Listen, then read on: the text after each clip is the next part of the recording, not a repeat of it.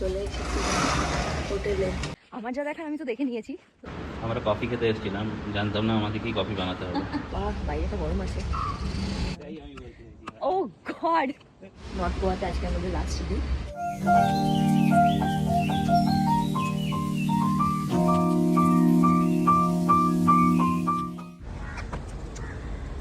ওকে, এখন বাজে সকাল 11:30 মতো। আমরা হোটেল থেকে চেক আউট করে বেরিয়ে গেছি। আবার এসেছি সেই পাঞ্জিম ফন্টেনাসে। এত ভালো লেগেছে জায়গাটা আমাদের যে আমরা আবার চলে এসেছি।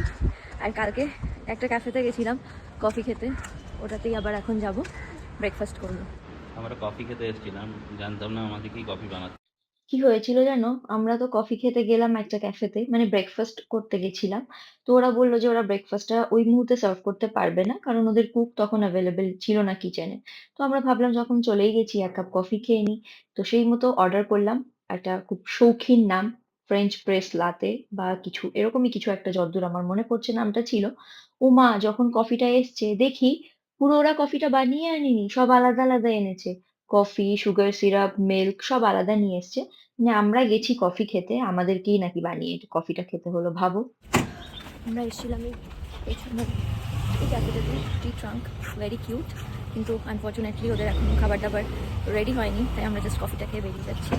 কোথাও কোনো খাবার না পেয়ে ফাইনালি আমাদের বাড়ি থেকে আনা খাবার দাবারই বর্ষা। আমরা এখন খাচ্ছি কেক। পুরো একটু হলেও খিদেটা মানে কন্ট্রোলে থাকবে। রাস্তায় যেতে যেতে কিছু না কিছু পেয়েই যাবো, ওরকম খেয়ে নেবো।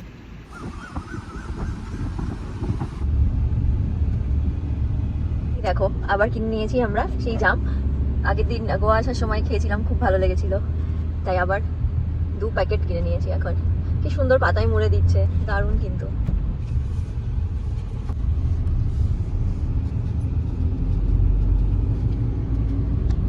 সকাল থেকে ব্রেকফাস্ট হয়নি, প্লাস ভুলভাল লোকেশনে চলে এসেছিলাম, তাই এখন মাঝপথে দাঁড়িয়ে ডিনার বলছি, লাঞ্চটাই করে নেবো। এখন খাচ্ছি আগে গোল্ডেন ফ্রাইড প্রন, তারপরে মেন কোর্সে অর্ডার দিয়েছি ভাত আর চিকেন, খেয়ে তারপরে আমরা এই গোল্ডেন ফ্রাইড প্রনটা খাচ্ছিলাম। আর বিল্টু কি বলছে শোনো। কি বললি? মুড়ি দিয়ে মেখে খেতে হেভি লাগবে। একটু জোরে বল। বলছি মুড়ি দিয়ে মেখে খেতে হেভি লাগবে। আচ্ছা, এটা কি কখনো সম্ভব, মানে চিংড়ি মাছ ভাজা মুড়ি দিয়ে মেখে খাওয়া? তোমরা কেউ কখনো খেলে জানিও। চিকেন কারি আর রাইস, হলো চিকেন কারিটা।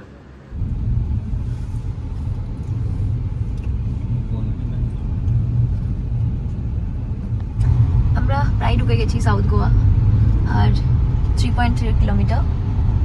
এত সুন্দর না চারপাশটা, শুধু নারকেল গাছ সারি সারি, সবুজ, খুব সুন্দর সুন্দর ছোট ছোট বাড়ি, দারুণ। এটা আমাদের রিসর্টটা, এখানে খুব সুন্দর ছোট ছোট কটেজ আছে, ম্যাক্সিমামই একতলা। আর এখানে হলো দুটো চারটে আছে।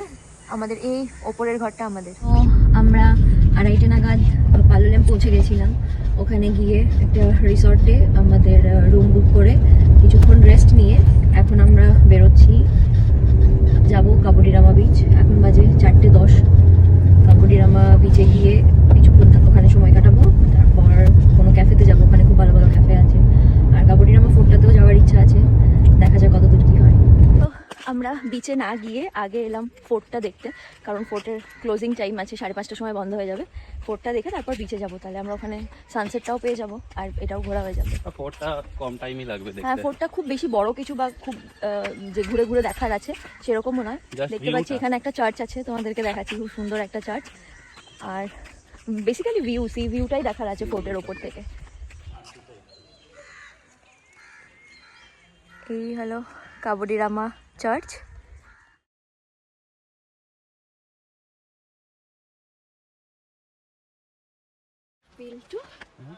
এটা কি?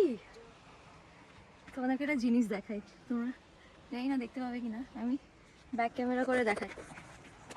Just look at the view from here. Oh my god, it's so worth it. Biltu এখন দৌড়তে যাচ্ছে, বলছে এখান থেকে একটু ওপর থেকে নাকি খুব সুন্দর একটা ভিউ আছে, দেখি কেমন ভিউ আছে। আমার যা দেখার আমি তো দেখে নিয়েছি, তোমাদেরকেও দেখাবো। অসাধারণ। এতদিন যেগুলো ইনস্টাগ্রাম রিলে দেখেছি ইউটিউবের ব্লগে দেখেছি ট্রাভেলারদের, আজকে ওটা আমরা নিজেদের চোখে দেখলাম। অসাধারণ অসাধারণ। তাই আমি বলতে চাইছি। ও গড, ঘুর ঘুর ঘুর। Is this for real?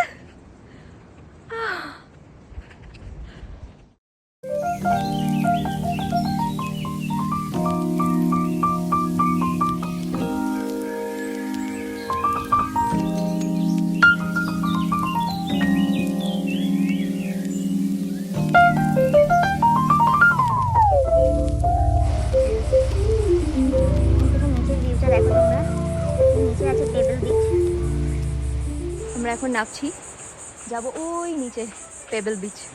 চলো লেটস গো। চ চ চ।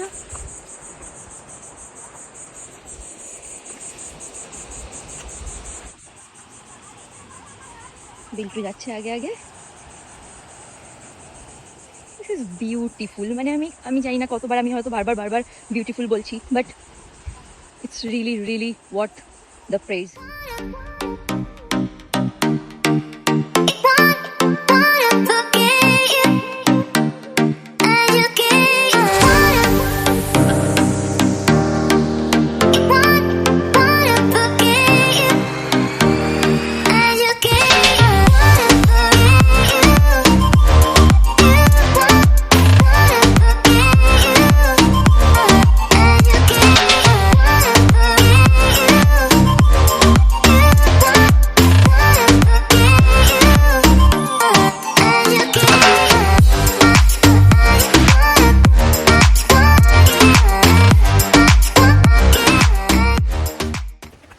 পুরো ঘেমে নেই অস্থির, প্রচণ্ড গরম, বাট যা দেখলাম কোনোদিনও ভুলবো না। বিল্টু, যা দেখলি ভুলবি কোনোদিনও না। এই যে এত ঘেমে গেছি, এত গরম লাগছে, এভরিথিং ওয়াজ ওয়ার্থ ভিউটাকে বাই বাই বলে আমরা এখন যাচ্ছি কাবুডিরামা বিচের দিকে। চলো।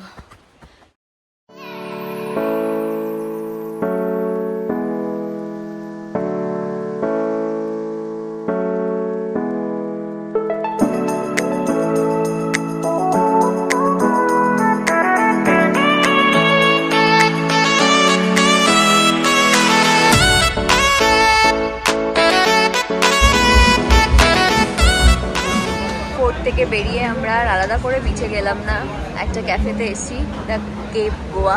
Very very very famous here in south Goa, and this is the view. এই যে আমরা অর্ডার করেছি কেপ গোয়ার ফেমাস বার্নড গার্লিক প্রন, আর এখানে আছে হলো আইসড মোকাচিনো। দেখো এই রেস্টুরেন্টের বাইরেটা কত সুন্দর। এখানে একটা এরকম সেলফি কর্নার রেখেছে। হ্যাঁ, এটা একটা গরুর গাড়ির মতনই কিছু রেখেছে। সানসেট তো হয়ে গেছে, বাট এখনো একটু একটু আলো মনে হচ্ছে সূর্য দিয়েই যাচ্ছে। দারুণ। কেমন লাগছে বিল্টু? এক নম্বর। তোকে যে আমি ধরে পেতে গোয়া নিয়ে এলাম। আমি তুই আনলি কি আমি আনলাম? আমরা আবার চলে এসেছি পালোলেমে আমাদের রিসর্টে। রিসর্টে জিনিসপত্রগুলো রেখে এবার আমরা একটু এখানে পালোলেম মার্কেটটা এক্সপ্লোর করতে বেরিয়েছি। খুব সুন্দর সুন্দর দোকানপাট আছে, খুব সুন্দর জিনিসপত্রও পাওয়া যাচ্ছে, বিভিন্ন ধরনের ব্যাগ, জুয়েলারি, ঘর সাজানোর জিনিস। বাট আমরা কিছুই কিনবো না।